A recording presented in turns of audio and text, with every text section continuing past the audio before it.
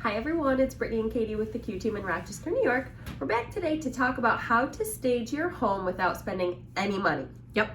So this is one of our biggest things that we talk about when we do either a pre-listing consultation or just, a kind of getting your house ready to eventually sell discussion that we have with our future sellers. And most of the time it is rearranging and removing is our biggest thing and how to get your house ready. I mean, we all live in our houses to be comfortable, right? So the way that we live to be comfortable isn't always the way that we're going to want to show our houses.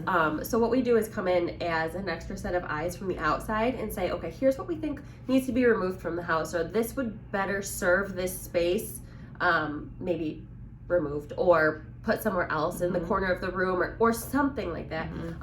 Just reworking what you already have so that you're a huge difference. I know, and having somebody who hasn't been there before and who doesn't live there really helps. So how we do this is we kind of come in and kind of take it room by room, and we explain obviously we know that your house is great and how you have it set up is probably very functional and very comfortable. But we come in and say, all right, we want our buyers to see the space. We don't want them to see your stuff.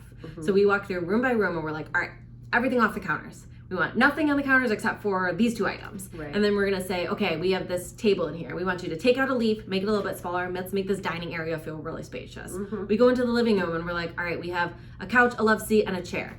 Let's take out the love seat. Right. Let's take out the love seat. Let's make this a couch and a chair and take everything off the, sofa table, whatever. All these kind of things to kind of make the space feel really spacious so someone can kind of see their, they might have a totally different couch setup. That they might be hard to imagine in that space if there's too many things kind of filling up the living room. That's a good point. Also, if there's too many things in the living room, they might think that their furniture won't fit. Because lots of times if you have excess furniture, rooms are going to appear to be smaller. Yes. Another thing is your walls.